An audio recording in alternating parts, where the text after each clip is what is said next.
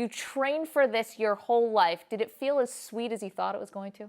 I think it felt better. I think when the moment actually happens and you do see that you are an Olympic gold medalist, there's not really any words to describe it. But I mean, when it actually happened, I guess, if I could describe it, I was excited, I was relieved, I was just happy to see all my hard work pay off.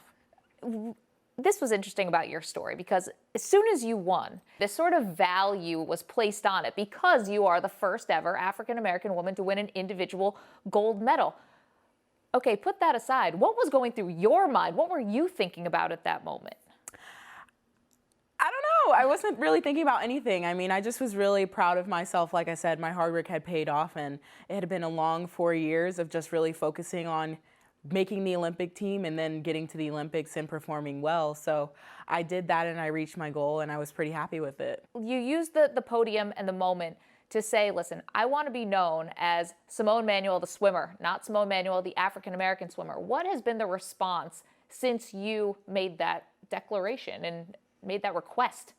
I think a lot of people accept it because I do want there to be a day where it's not just Simone the black swimmer, where I have inspired more people to get into the sport and where you do see more minorities getting into the sport of swimming. And I think that's just kind of what's so amazing about my swim is just hopefully it can inspire people to get into swimming and love it like I did because it's just a water-saving skill and everybody needs to know how to swim. There's a safety element to it. And when we see these studies, and one that just came out not too long ago, it says 70% of African-American kids don't have access to swimming lessons or to learn how to swim. How can we change that? What can we do?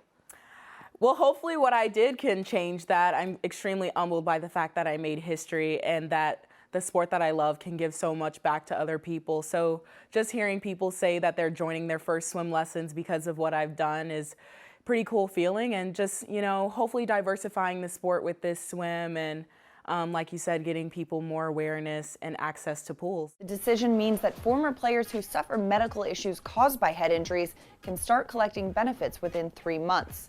It's been a long, winding road for the case, which was signed off by a district judge nearly a year and a half ago.